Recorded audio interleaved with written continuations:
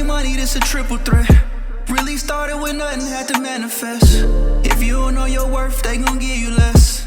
Why they envy me? Cause I'm the best. MVP. My legacy is how they remember me. And I know success brings you enemies. Everybody, welcome back. Season 2 of the Triple Threat Podcast. I am one of your hosts, Chris Bruce, aka Detroit Mogul. It's your boy Vic Gurley, aka MVP Vic. And of course, Brian Keys, aka BK609. What's good? Listen, we are back, fellas, man. I'm glad we back. Season 2. Yes, sir. It feel good to be back. It do feel good. I miss this. You know, it's like it's therapeutic. You know what I'm saying? Right, right.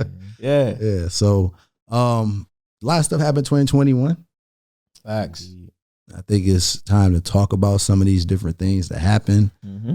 A lot of stuff going on in 2022 as well, man. You know, I hope everybody's staying safe out there with this whole C19 stuff going on. Yeah. Stay away from that C19. Stay away. I had my third run. And all his cousins. I know. Listen, they say, what was that meme? It said, if they can find us, I think it was something about if it can find a way to keep revamping itself or something that you can. Nah, bro, I seen one today. It said, if a fart can make it through 2 butt cheeks, drawers, and a pair of jeans, what makes you think that that a mask is gonna stop this?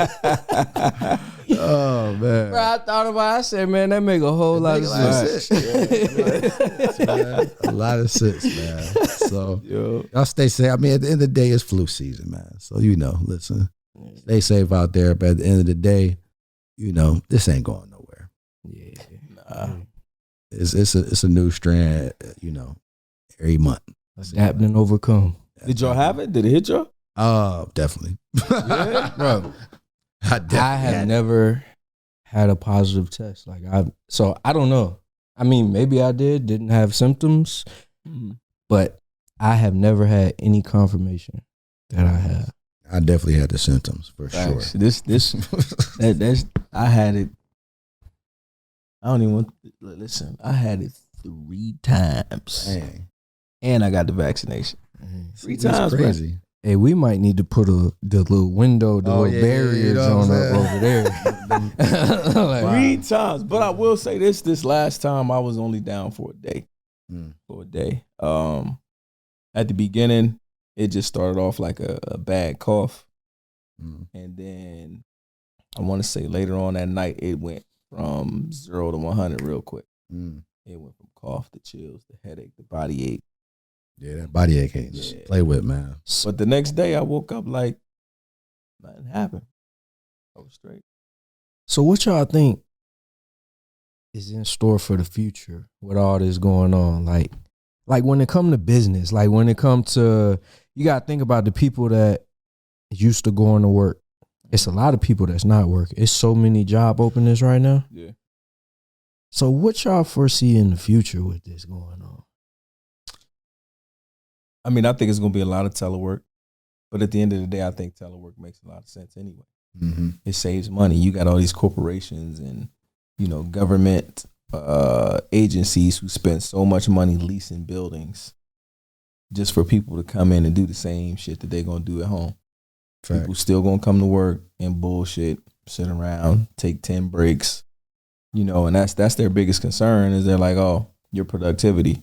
Well, you create some sort of metrics that's like you need to be producing this or you lose your job. And, people are going to adapt to that. Like, would you not? Well, I mean, of course, y'all are 100% entrepreneurs, so y'all do what the fuck y'all want to do anyway. But would you not be happy to literally hop out of bed and go in the living room or grab your laptop from under the bed and sit on your lap and log in and do what you need to do? Like that every day. I don't know either. I think I would get to, like, if I had to wake up, because when you have a job, like you typically are doing the same thing for the most part. It's true. To some extent. So I think that would bore the shit out of me. if I woke up every day, I mean, yeah, the thought of not having to go into an office, being in the comfort of my own home, not having to put no pants on, I can go get on the computer in my drawers while I'm, making my eggs or whatever. Yeah. But doing the same thing every day, I think will bore me. I think the biggest thing with people will lose the connection. You know what I'm saying? Like, when you with your employees and stuff like that, or your coworkers, I keep the entrepreneur, but your coworkers and stuff that you with, you build that friendship, that camaraderie. That's the word. You're not gonna have that if you're online. But listen, man, I done had some fucked up coworkers, so fuck them. Shit. I know. Fuck did too. But still. But those social skills, I think, is gonna fade away. Yeah, but I think the thing you gain is the family stuff that you would miss out from going to work all the time. Families get tired of each other too. Well, that's true. But at the end of the day, like if your kid is sick, you ain't gotta use sick leave no more. That's still hard though to work. Yeah, the computer and they sick because you gotta think you got little kids. Yeah, you gonna be like, look here, little motherfucker. Right, for real. For real. You stay on that side of the house. Yeah. True. And I think too that this is why I believe the metaverse is starting to come to fruition so much now. See, they tested and see all 2020. Okay, we can keep these motherfuckers home. You know what I'm saying? So cool. Now we get them home. Let's create a universe, a metaverse, where we can put them in there. They can have their meetings. Bruh. You feel me? See? Yeah, I know this is the brain right here. We're all smart, but this nigga right here. Yeah, but see, they put it out there on perfect time, and now they got all these strands and all that stuff. Now they everybody changed Facebook now. Exactly, right? everybody gonna be Oculuses spreading Because around. everybody gonna be scared to go outside because they think they're gonna get sick. True. So those people is gonna be the ones. All right, well, I'm gonna just hop on my headset. Exactly. And I can experience. I can go to a basketball game if I want to go to a basketball game. I can go to a concert. I can do all this from the comfort of my own home. Yeah. And it's just like I'm there. Exactly. And like you said, same will work. They're going to be business meetings, pitches, interviews, all that you could do on there. Yeah. And you ain't got to go get surgery because you can create an emoji dude that look way better than how you really look. Hey, but the movie Ready Player One is...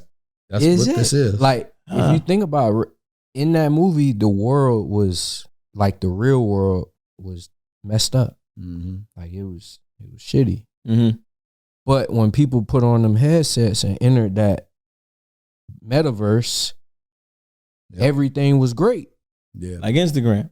So so what it's gonna come to? People's life in the metaverse is gonna be better than a real life. Real life facts. Because and worth more, like Instagram. yeah. Because that's the thing. What you think about internet 1.0 when it first came with internet. Remember, we got AOL chat. Mm-hmm. That's how you met people and stuff like that. Yeah. Then we moved into the 2.0, the birth of social media with MySpace, Twitter, Instagram, Facebook. Now this is 3.0. You get to be in the internet. It's one thing being on the internet all the time. It's another thing being in the internet. Like you feel like you're in the internet. Yeah. It's going to be over with. They got Instagram apps and everything. Ain't no telling what you're going to be doing Instagram on the metaverse. Just think about that. That's true. And we will say this. I will say one thing. All of us have the virtual reality headsets and we've tried it. If you have not tried it, you should. Absolutely. It is a very different experience. Definitely. You know, I might have punched the wall a couple times or fell on the floor thinking I'm sitting in the corner from playing a boxing game or something like that. But it's different and it is worth trying to see what that experience is like. No, absolutely. So to me, that's what I feel like is going on. I mean, people are purchasing. They're always showing me people purchasing land, yachts for hundreds of thousands of dollars in the metaverse. See, now that's one thing I somebody just bought a yacht for $750,000. A metaverse yacht. Yep. So a yacht that he ain't gonna never be able to, he or she. Look, is never going to be able to actually get in real life. That person's seeing the future. You got to think about it. Think about everything that goes on in real life. Mm-hmm. Everything that goes on out here is going to be recreated in there. Right. Houses, cars, clubs. They got clubs in there. Right. Malls. Yep. All of that's going to be in there. People are building houses. Chris in the metaverse. Snoop Dogg. Snoop got his own crib there. Yeah. A dude paid $450,000 to be Snoop Dogg neighbor. Are you serious? Yep. That's wild. Yeah. But like you said, it's the future. Whole time you at home sitting on a dusty ass couch. That's crazy. But think about most people don't even have a home, yet they got 1 million followers and posting same thing. So true. A dude just turned down. He has one of the Bored Ape NFTs. Oh, what? The what? Bored Ape Yacht Club. Okay. It's I think they're the wealthiest now, actually. So he owns one. Somebody offered him $450,000. He turned it down. And he tweeted about it. He's in a one bedroom apartment with his girlfriend, drinking a cheap beer, watching. I forgot exactly what he said, but the point was, he's living a very, like, he ain't rich. He's living a very frugal lifestyle. Mm-hmm. But he understands the worth of that. And it's not as big now because everybody hasn't really caught on to it. Right. But it's coming. yeah. Think about like Bitcoin. I had Bitcoin in 2015 and I was getting them for $50, flipping them for $150. I had no idea what I was doing. Mm-hmm. If I would have kept on to that Bitcoin for $50, I had 4 of them.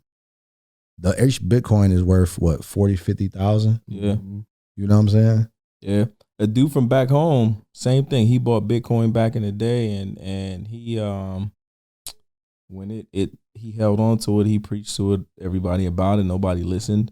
Mm-hmm. And then when it skyrocketed, he made like millions. Yeah. And opened up a club and all of that stuff right there in Virginia. Speaking of that, I do want to tell y'all about a crypto play that I did get. So you guys are getting exclusive. Yeah. So a friend of mine, he's been researching it for a while, and he's been telling me about it. And actually, it went crazy today. It went up, and he sent me a link for it today. Baby Doge. So you know how the Dogecoin that Elon had? They got another one called Baby Doge, and he's done extensive research on it. It hasn't even hit a penny yet. So does this one have any utility behind it? It does. So he was breaking it down to me, explaining to me everything about this one, because he was like, yo, I would have done another one. I would have gotten Shiba, but it didn't have this, it didn't have that. He's done so much research to the point where he even found out where the owners were. Like, he did some research, and like, he's a real estate investor, so he does like, you know, skip trace and found out. Mm-hmm. And he sent me so much stuff about this. Like, he did so much research on it and said, like, bro, he's like, this one right here, he said it's gonna go crazy. So I think I'm gonna go ahead and put like 25 in it real quick. Okay. Baby Doge. Yeah. So let me ask you guys something, right? So I'm crypto. What's the other joint? The currency thing. What is Forex. Forex. Yeah, Forex. Bro, I'm about as dumb as they come when it comes to stuff like that. I've been trying to figure it out, but I'm lost in the sauce. I'm like, yo, what the hell is this? Yeah. NFT. Both of y'all have invested in NFT. Talk to us about what y'all know about NFT and how it's been looking for y'all. Because I know you made a recent purchase that skyrocketed minutes later, right? So NFTs are non-fungible tokens. Mm-hmm. So there's a common misconception that NFTs is just like artwork, cartoons, whatever. Mm-hmm. The NFTs that hold the most value have utility behind them, meaning they can, well, for one, all the NFTs are going to be utilized in the metaverse. That's what a lot of people miss early on. like they weren't just created for nothing. Mm-hmm. So they're going to be utilized in the metaverse. Some are just artwork, but some are used for like Board 8 Yacht Club. Mm. They like if you're an owner of that, you get exclusive access to events, parties. If they having like a seminar, if they have like special insight on, you know, whatever may be going on, whether it be something in the metaverse, whether it be something business wise, whether it be a crypto move, stuff like that. It's like you have that inner circle access. So when it comes to NFTs, when you're looking at trying to purchase them, you should be looking at what else is it? Like, yeah, it could be a cool looking picture. It could be a nice piece of art, but what more does it have? Like, what actually brings that value to it? Because people create NFTs every day. Mm-hmm. And I was actually, I watched Gary Vee, and he talks about it a lot. He said 98% of NFTs are going to fail because there's so many people that make them, but not all of them are going to hold value. Right. And there's been a lot of, even there was one, the Miss Universe, they did one and it flopped. Right. So like all these people, you know, hyped up one and they didn't really sell because a lot of people didn't see like the value in that. Right. So it's easier to attach NFT with a quote unquote internet celebrity or even the celebrity itself. Yeah. Right. So you got like when he got with Stephen Curry, you know, hitting a record breaking threes. You attach a photo like that, it's a lot of value that's going to be behind that. Mm-hmm. You got a Meek Mill album cover, you know, mixtape cover, whatever, like, and it's a series and it's a mixtape that he's never going to come out with again. So when you attach stuff like that, even when Dame Dash was trying to do The Reasonable Doubt, that's a classic album, Jay-Z's first album. Mm-hmm. The NFT for that makes sense because it's a lot of value behind it. But when you attach it to like a regular Joe Smo, it's like, bro, you yourself have not even really brought any super value to the world enough where people are going to want to buy something from you. You know what I'm saying? Yep. So the triple threat NFT ain't gonna really do nothing right now. Not yet, but in a couple years, but it's coming. I got you. It's going to be. Oh no! If we was to put out an NFT now and people bought it, yeah, they could get it low right now. Mm-hmm. I give it a year. Mm. Yeah. Okay. They gonna make some money. Yeah. Okay. But the Forex stuff, I've been learning by doing my education on that, and it's something I definitely want to get into because, you know, that's just exchanging, you know, different currencies. Mm-hmm. And when you now, not to cut you off, but when you did your research, so I jumped into something a while ago, and it seemed like another pyramid scheme. Right. It was. Have you heard of IMG Academy? It's I am Academy. Yeah, I am Academy. Yeah. But see, I'm glad you talked about that because the issue is that is an MLM, and they make the Forex. They give a bad name to Forex. Let me not say that. I don't want to say they give a bad name to it, but a lot of MLMs end up leaving a bad taste in people's mouth that want to get into Forex because of most of the people that they're learning, they're teaching in the MLM. They're learning very basic skills. They don't really learn how to really be a real like trader with a lot of money. Yeah. So people are in there trading with $100, $50, right? You're not going to make much money from that. And the real play is not to educate you the most because then you won't need them anymore. Is to educate them enough to hook somebody else and bring somebody else in the pyramid, right? That's how all MLMs are. Okay. And so that's really the hold on, difference. let me back you up real quick. Yeah. MLM. Break it down. MLM for people, and I honestly think that's probably to me, MLMs are meant for when people. It's like the intro to entrepreneurship. So what does it mean? What is the It's multi-level marketing. Okay. Yeah, it's multi. So it's literally different levels to market whatever it is that they're trying to market the product. But most of the time, it's just marketing people to get into that, you said, pyramid. When you graduated high school, did you ever have? So I know when I did, they Cutco knives. Oh yeah, that was y'all remember that? Yeah, I remember that. And they was getting kids as they was graduating from high school. Yep. Like, hey, you could make all this money. Yeah.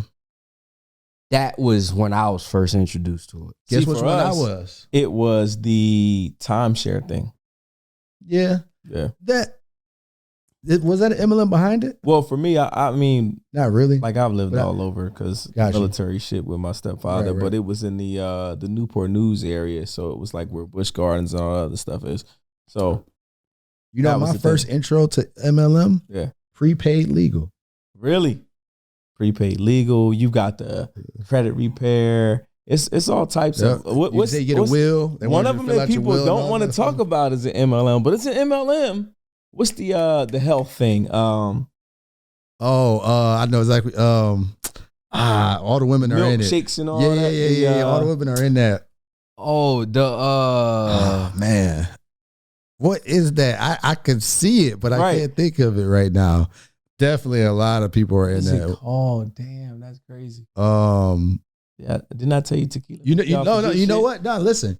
Let's take it back even before them. Guess what the first MLM was that y'all mama might have been in? What? Avon. Avon, Mary Kay. Mary Kay. All that stuff was MLM stuff, man. Yeah. Ooh. Yeah, that was definitely. So it's been around for years. Mm-hmm. You got to get in those things early. Yeah. Yeah. And 9 times out of 10, just like anything else with, the coins or whatever else, by the time you hear about it, too late. Too late. Yeah. Mm-hmm. Late. But that's why it's important to do your own research. Yeah. And actually understand the structure behind it. Yeah. Before you just jump into it. Because so many people jumped into the Dogecoin, all the meme coins that had absolutely no structure behind it. Yeah. But they jumped in it because that's what they seen all over social media, all over the news. Everybody was talking about it. Yeah. And a lot of people lost a whole lot of money. I agree. Yeah. Because they didn't do their research. Right. Yeah. So I think the key point to take away from this, for those of us who are a little bit slower, you need it in black and white. Do your research. Don't take the hand out of what somebody's telling you. You got to do your research with the NFTs, the coins, the Forex, whatever it is that you want to get into, do your research. Even with the things that I'm not going to say we're experts, but we do it. Mm-hmm. The Airbnb, the Turo, the internet landlord. Do your research. Don't just listen to what we tell you. Absolutely. Do your own research. And we tell you that. We tell you to look at the market and what's going on in your area. Yep. Do that. Think about it like this. Whenever something comes out, like say crypto coin. Mm-hmm. Think about it like there's some big wigs in a small room having a conversation like, hey, we need to blow this up. Mm-hmm. Right. In a private meeting. So they put all their money in. Cool. And now we like, all right, now we got to get everybody else on so they can put their money in and we can pull our money out. Mm-hmm. So by the time you hearing about it, if you wasn't in that small room, you're probably too late. I agree. But since we brought that up, Vic, how's Airbnb? Airbnb is booming. Mm-hmm. The thing about Airbnb that people have to understand is, for one, it's not just a simple, easy, like I'ma just make money real quick. Yeah. It is just like anything else. Mm-hmm. Things change. Technology. Mm-hmm. Technology changes all the time. Yeah. So you have to keep up with it. Instagram, that's why they have updates. All your apps, that's why they have updates. Airbnb, if you keep a property the same way all the time, it's going to become outdated. Mm-hmm. So it may be doing well this year, the following year, if you haven't done any updates, if you haven't done anything to improve, if you haven't done anything to make sure that you are still competitive with all the other Airbnbs, you're not going to be successful. So the key with that is to make sure that that you don't get complacent and that you continue to find ways to better it. For it to keep up with the competition and also to set new trends if you can. Okay. Yeah. Because people are looking for something different. Right now, the big thing, aesthetics. Mm-hmm. When people are looking for Airbnbs, you got to think. So the way social media is, when people are scrolling through the pictures for Airbnbs, you can have one picture of a room that has like the green ivy covered wall and a neon sign. Right. And everything else could look regular degular. Mm-hmm. They're going to say, I want that. Right. Why? Yeah. Because I can take a picture there and I have content to post. Right. Yeah. Yep. That's facts. And see, I'm glad you brought that up because I wanted to ask you, what are your thoughts on, and I know we can probably talk about Airbnb for another 2 hours, but I'm going to just ask you one last question about it and then I'm going to step off. What are your thoughts on themed Airbnbs, like your Disney or whatever else, versus your standard aesthetic? I just wanted to look nice because I want somebody to see these pictures and say, this is dope, this is where I want to be. You got the view of the ocean or whatever else. So themed Airbnbs are good as well. It also depends on your location. So with themed Airbnbs, like for instance, say you got a Disney one. Mm-hmm. So Disney would be great for kids. Not everybody's traveling and wanting to be in that type environment. Mm-hmm. So it's not going to work for everybody, of course. Right. So the other way to get around that is utilize it for other things. Rent it out hourly. There's a site called Peerspace. People can rent out the space hourly for photo shoots, for birthday parties, for, whatever it is. So you have to get creative. Entrepreneurship and business as a whole, don't just be stuck in one place. You have to be able to diversify. You have to be able to, be like water, because everything's not going to be the same all the time. Mm-hmm. So you got to be flexible. You got to be able to adjust where you need to. So, like I was saying with the themes, yeah, I think they're good. Is it always going to be booked out on Airbnb? Mm-hmm. Not necessarily. But like I said, when it's not, then you need to have a backup plan. You need to have that, okay, let me rent it out hourly. Kids have birthday parties all the time. So maybe they want to do a little quick photo shoot for their birthday. Yeah. Maybe they want to do holiday pictures with a Disney theme. Things like that. So you have to find other ways to market it as well. Okay. Yeah. I was about to bring up this quote. He said, if your market is at the stage where they've heard all the claims, they saw all the things in their extremes, then their mere repetition or exaggeration won't work anymore. Mm-hmm. What the market needs is a new device, a new mechanism, a new way to make the old promise work, a fresh chance, a brand new possibility of success where only disappointment has resulted before. So it's like you just said, you have to evolve. You have to, do something different. It's super important. And I think that's what happens with entrepreneurs a lot of times too, is that, we just naturally get in a comfort zone. Yeah. You know, the Airbnb looks the same. You ain't did no updates and nothing happened. And it's like, all right, listen, let's spice this thing up. Yeah. Yeah. And I mean, again, to be completely transparent, Vic and I have an Airbnb together. And that was kind of one of the things that he and I bumped heads with, where I was just like, bro, it's set up. Yeah. What else do we need to do? Right. And Vic is like, no.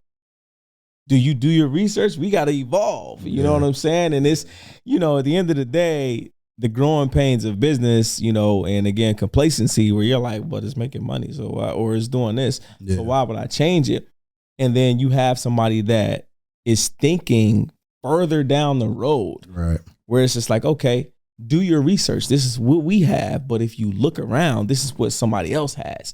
They have bikes. They have, you know, not to give you the gems, because you're going to have to buy this course. Yeah. The MVP of Airbnb. Yeah. To get the gems. But it's like you have to evolve. Absolutely. To jump the competition, because, and this is going to lead into another question for you, because at the end of the day, just like anything else, any other business, people are going to listen, they're going to learn, and they're going to jump into it. So before you know it, the market is going to be oversaturated with Airbnbs. So the question is, where does it go from there? What's next? Go ahead. And I got something to take up with that too. So the main reason why I don't worry about that at all is because it doesn't matter. Everybody could go out and get an Airbnb. Most people aren't going to do what it takes to be successful running that business. Yeah. Most people aren't willing to, like, you know, I'm very anal when it comes to like the cleaning of it. Because when guests come in, they want hotel quality. There's guests that come in that are very anal, so you have to think like that. Yeah. So there's a lot of people that will go about, you know, it ain't no big deal. Yeah. Bad reviews. Now you got 2 stars. Nobody's booking with you. Right. Now your business is a fail. Yeah. So it doesn't matter how many people jump in it, because I know for a fact that a majority of those people aren't going to do what it takes to be successful. Yeah. Which is evolve. And that's what I was going to say with the evolve. Prime example with my business, right? So as an internet landlord selling information, what I started to see in the market is that since we are offering real estate information to typical people that we bring in with our no cash, no credit messaging, people that don't really have much money. And so what I started to see early on was like, okay, I have to pivot, because what was happening was all of the educators basically started dropping their prices of their courses down, and they were playing a game of who can have the cheapest course. Yeah. You know what I'm saying? And it was like people having courses for $1,500, $3,000, selling them for $200. I'm like, yo, I'm trying to continue selling mine at $1,000, but I can't compete. That's like gas. If gas is $5 everywhere, and all of a sudden the person down the street drop it to $2.50, hey, listen, that $5 person going to eventually drop it, or he going to end up going bankrupt, because nobody going to buy the gas for $5 no more. Yeah. And that's the whole thing about evolving, is seeing future wise, seeing what's going on in the present, seeing where, okay, this is where it's going to go in the future based off of things that's happening. Right. Let's go ahead and pivot. And that's what I did for me. I was like, okay, let me start to really go into this lane of teaching experts how to launch their course.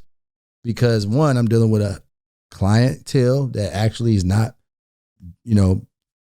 strapped for money. Right. They're not bootstrapped. One, they can afford my services. And 3, I can actually help them get success a lot faster. What happened to 2 though? 2. I did miss that. Huh? So 1, better clientele. 2, which I was going to say was, that's what I was going to say. I jumped from 1 to 3. Oh, shit. Hey, I was going to let it slide. I caught her. I was going to let it slide. So now 2 was the mindset. Okay.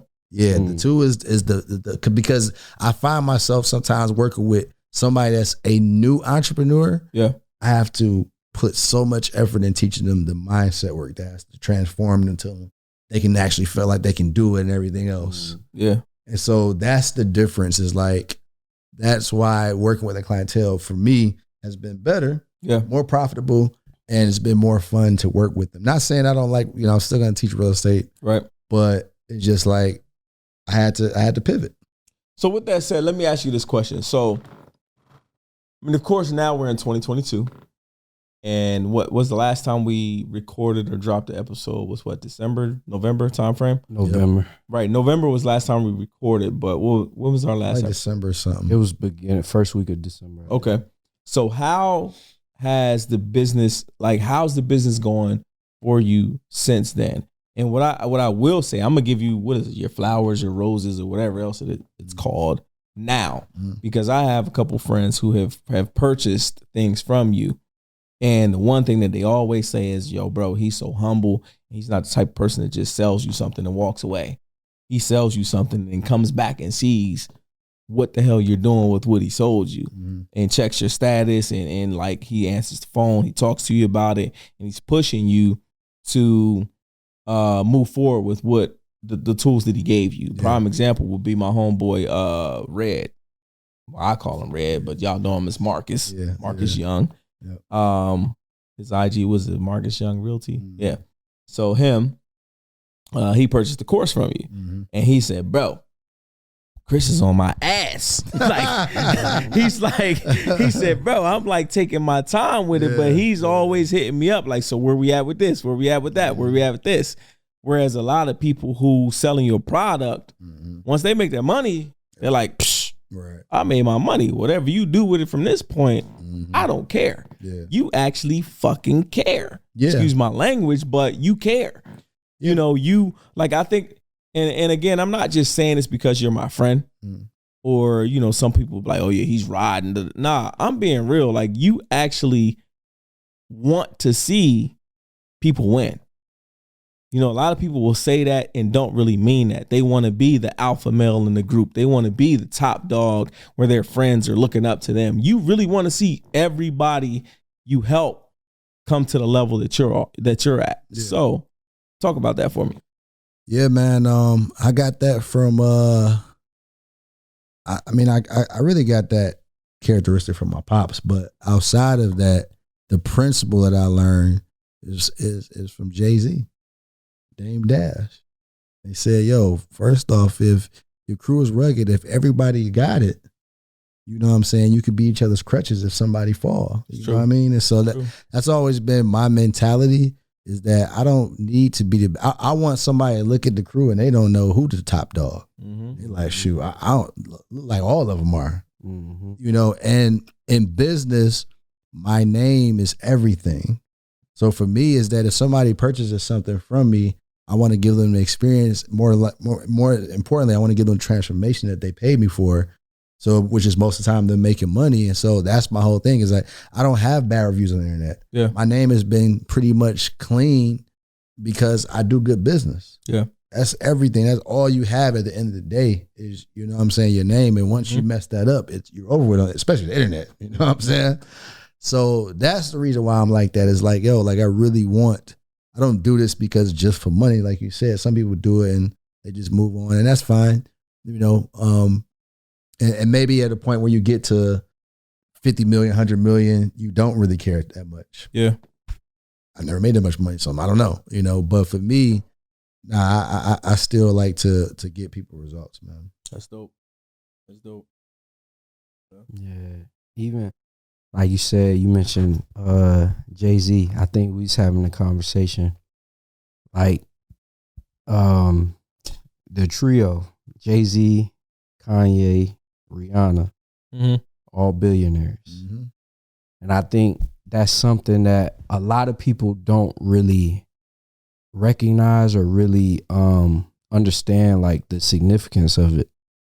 It's like Jay-Z became a billionaire, but the two that were right up under him became billionaires. Right. Not millionaire, billionaires. It's a lot of money. And think about it, they was on Run This Town. They forecast it. But that just goes to show, like, when it comes to like leadership, like, you know, everybody wants to say they a boss, they a leader, they this and that, they that. But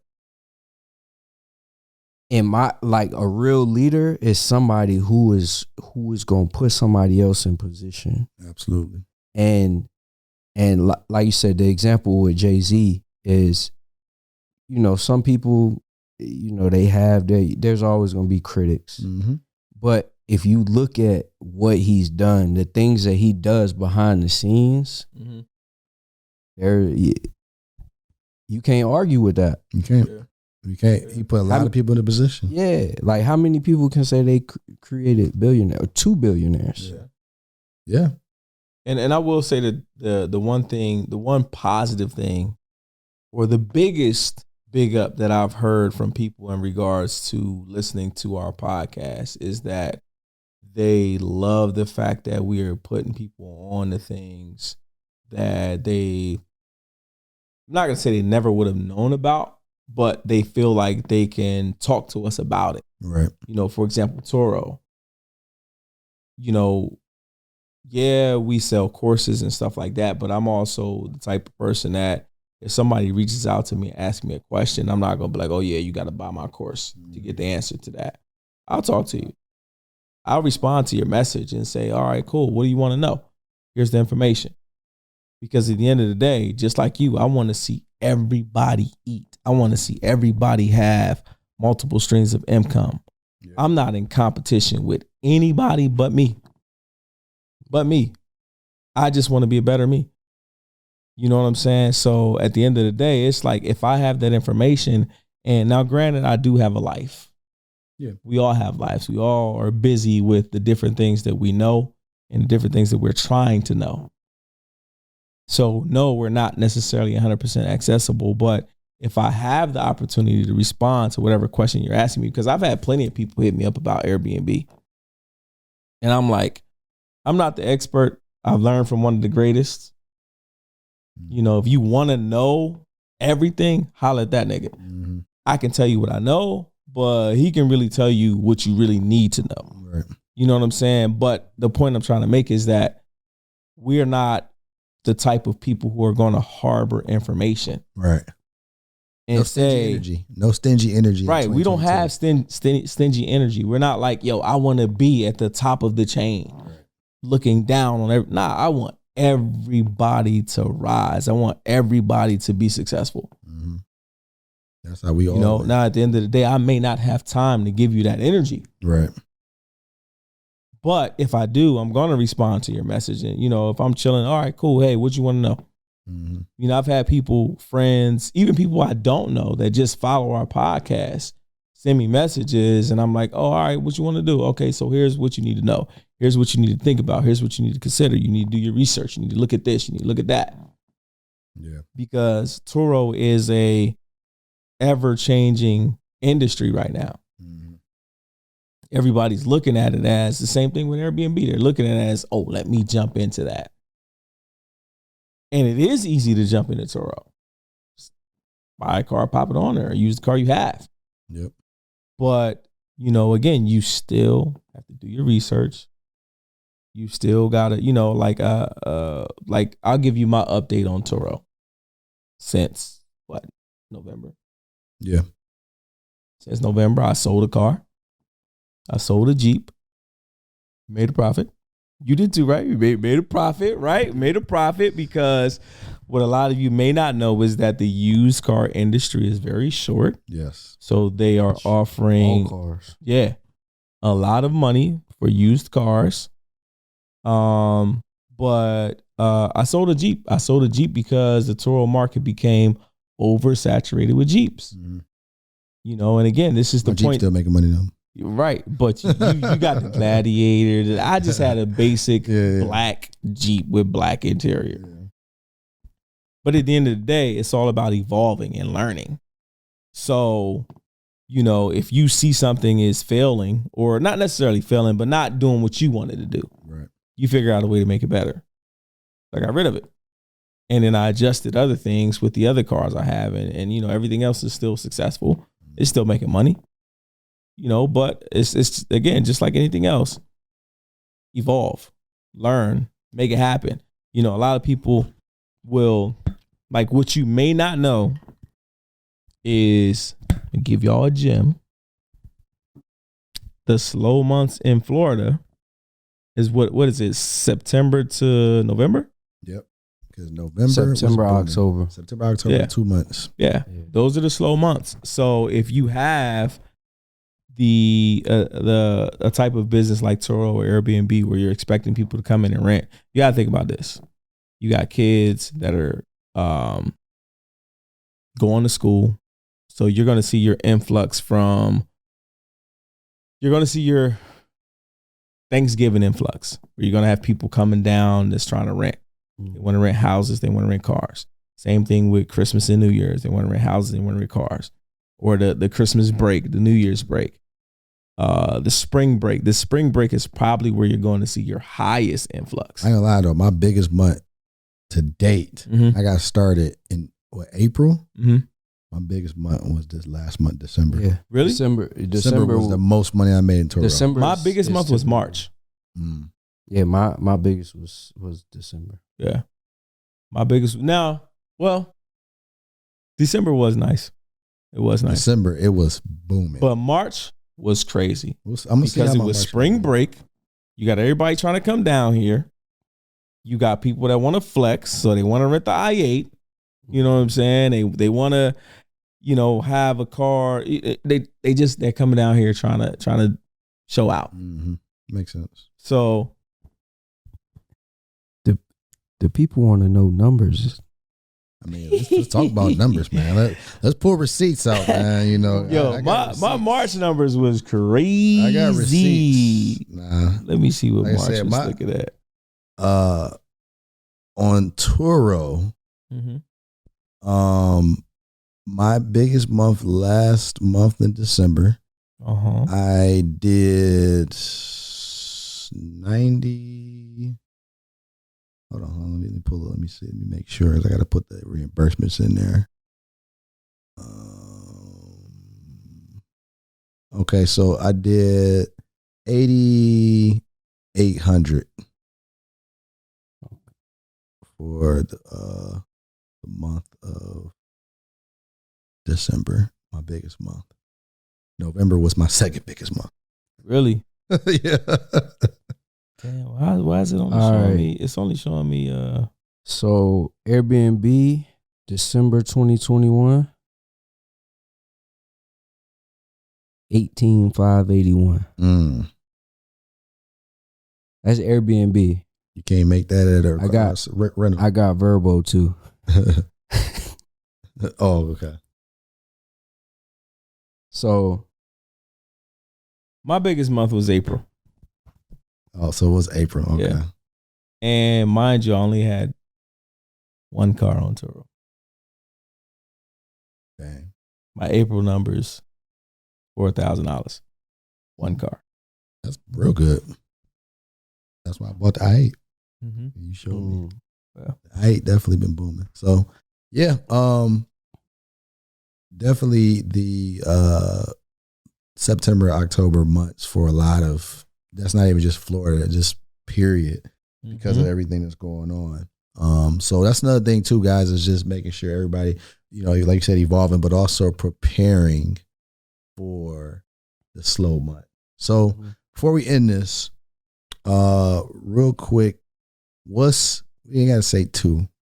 What's one thing that you guys can say that you learned in 2021 that you know not to do in 2022?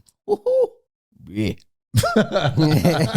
He said he got about 21 things. Bruh. All right. So I would say the one thing that I learned is to keep the details of your personal life private. Because at the end of the day, you have, and I hate to say this because you would think that everybody thinks the way we think, or everybody wants to see everybody happy and successful. There are so many people out there that just don't want to see you succeed. They don't want to see you happy. You know what I mean? Like think about when the news popped out about Megan Good and her husband getting divorced. Right. Right? It seemed like the world was so happy. Like, see, this is why. And it's just like, damn, for real. Yeah. Like y'all don't think that this is sad? Like this is fucked up. Even worse, the Tristan situation. They were so happy about that. Oh boy. Yeah. Yeah.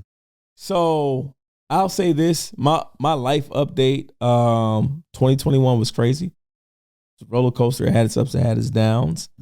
But overall, the year ended very well. I am happy where life is right now. More importantly, January was amazing. December started out amazing. I've had a lot of blessings. Again, I won't go in detail, but those of you who know. December was great. Started great, ended amazing. You know what I mean? So, but I think that the one thing that I've learned is, again, keep your personal life private as hell. It is just so much peaceful when people don't know exactly what's going on with you in your life, because people, it's sad that people they want something to talk about. They want something to gossip about. People don't really want to see you happy. Yeah. Even when, again, like I said, you want to see people successful. Right. So there's mine.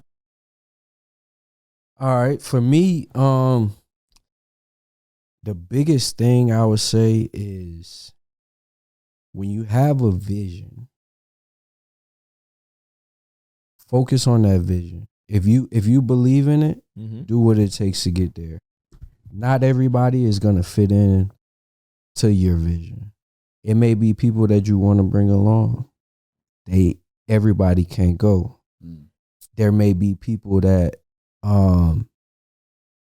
don't see your vision or don't believe in your vision. You might have to cut them off. You got to be willing to do that. If that vision and that end goal is important enough to you, you got to do what it takes to get there. And you have to understand that the people that's in your life, everybody has a role to play.